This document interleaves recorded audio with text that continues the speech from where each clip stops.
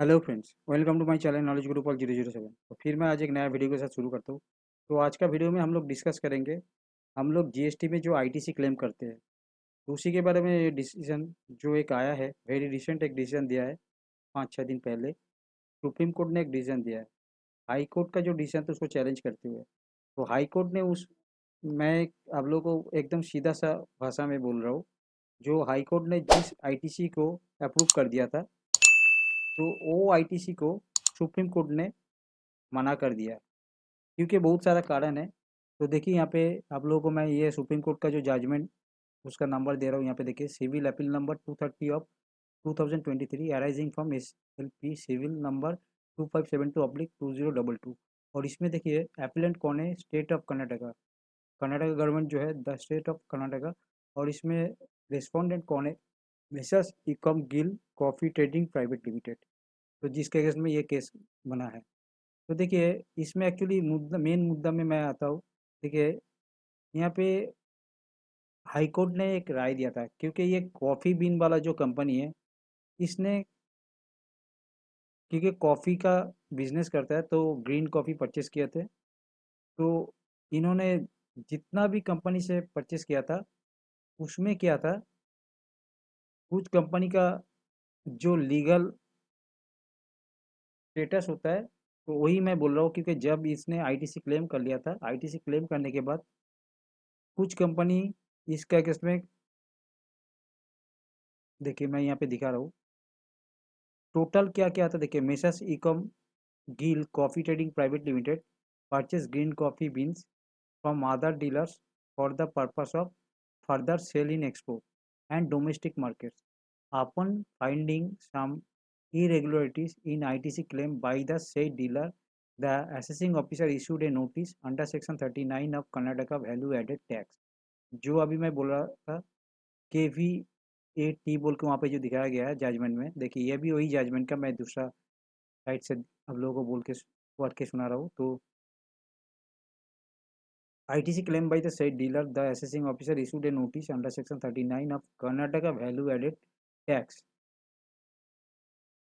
Act 2003, denying the ITC claim for the assessment year 2010 and 11, and seeking to furnish accounts, books, tax, invoices, etc. It was found that the purchasing dealer had claimed ITC from mainly 27 sellers and out of aforesaid 27 sellers। तो इसने क्या किया था, coffee been वाला ये जो एकम गिल का जो जो ट्रेडिंग करता है, तो इसने 27 कंपनी से ग्रीन कॉफ़ी का बीन परचेस किए थे। तो करने के बाद आईटीसी भी क्लेम कर लिया, तो जिसमें से देखिए 6 company, 6 were found to be deregistered, 3 had effected sales to the respondent but did not file taxes, and 6 have outrightly denied turnover nor paid taxes। तो 6 यहाँ से जो रजिस्टर्ड था वो डी रजिस्टर्ड कर दिया, मतलब उसको रजिस्टर उससे हटा दिया। और 3 किया क्या था, देखिए जिसने अभी तक टैक्स जमा नहीं किया था, मतलब फाइल ही नहीं किया जीएसटी। और अदर 6 किया था about rightly denied turnover not paid tax, मतलब उसका जो टर्नओवर है उसमें टैक्स दिखाई नहीं। इसमें क्या देखिए, 6, 3, 9, 6, 15, मतलब 27 में से जो 15 कंपनी का ही इसका स्टेटस निकला है।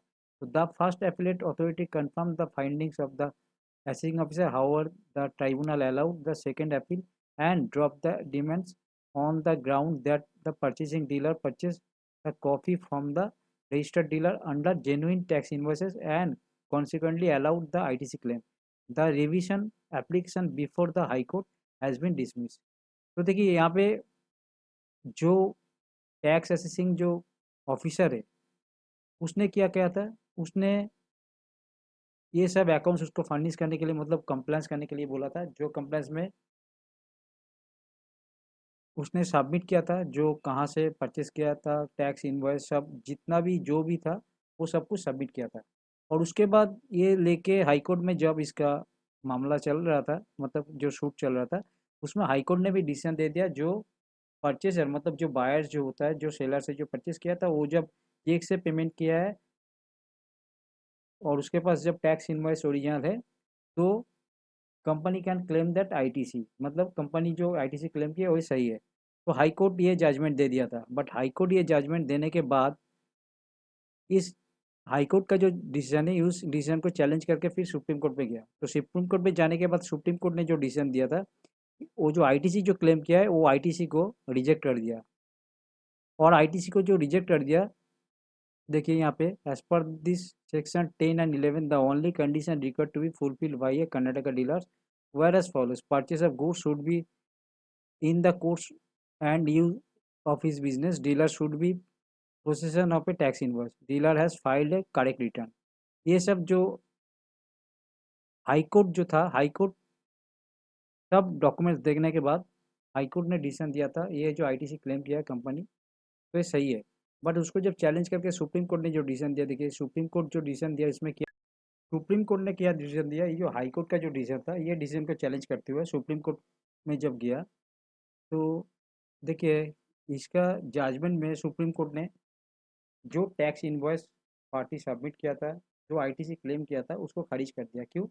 देखिए यहाँ पे मैं आप लोगों को ये पढ़ के सुना रहा हूँ। In view of the above and for the reason stated above and in absence of any further cognate materials like furnishing the name and address of the selling dealer, details of the vehicles which was delivered, the goods, payments of freight charges, acknowledgement of taking delivery of goods, tax invoices and payment particulars, etc., and the actual physical movements of the goods by producing the cognate materials, the assessing officer was absolutely justified in denying the ITC, which was confirmed by the first appellate authority.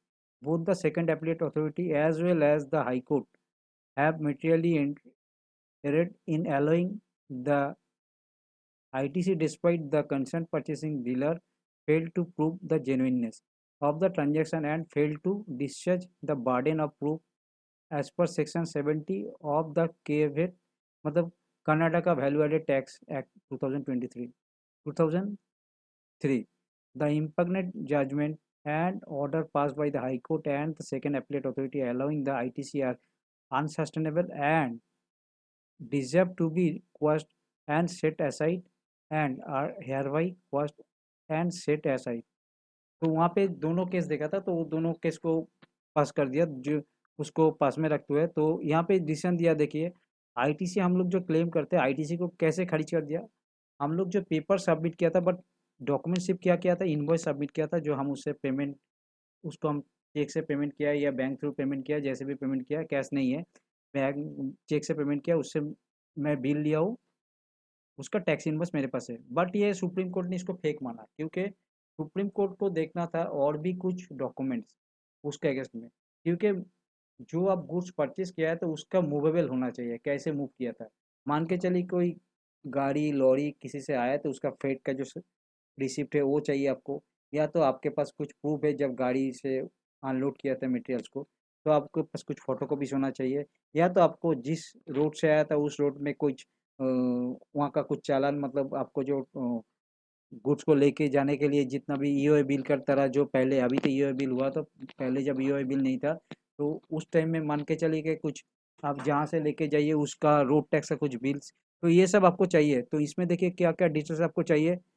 देखिए उसको furnish करने के लिए name and address of the selling dealers, नहीं, details of the vehicles which has delivered the goods, यहाँ पे देखिए payment of freight charges, acknowledgement of taking delivery of goods, उसके बाद tax invoice and payment particulars etcetera. तो ये सब चीज़ आपके पास होना चाहिए।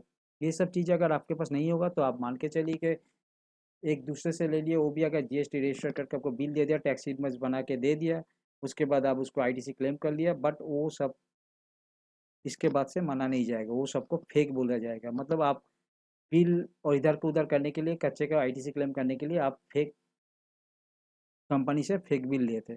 आपको उसका जेन्युइनली अगर, मतलब जेन्युइननेस अगर आपको प्रूव करना है तो आपको ये सब चीज़ आपको रखना पड़ेगा जो कंप्लायंस के लिए चाहिए, और नहीं तो आपका जो आईटीसी है वो डिसेल आउट कर दिया जाएगा। तो आई होप कि ये वीडियो आप लोगों को अच्छा लगे तो वीडियो को लाइक शेयर और कमेंट्स करना मत भूलना। तो देखिए मैं जजमेंट को और एक बार आप लोगों के पास कॉल करके दिखा देता हूँ। ये था मेन हाई कोर्ट का जो जजमेंट है।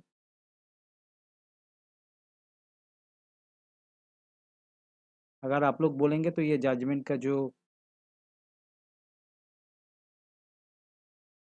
लिंक है वो लिंक मैं आप लोगों को शेयर कर दूंगा।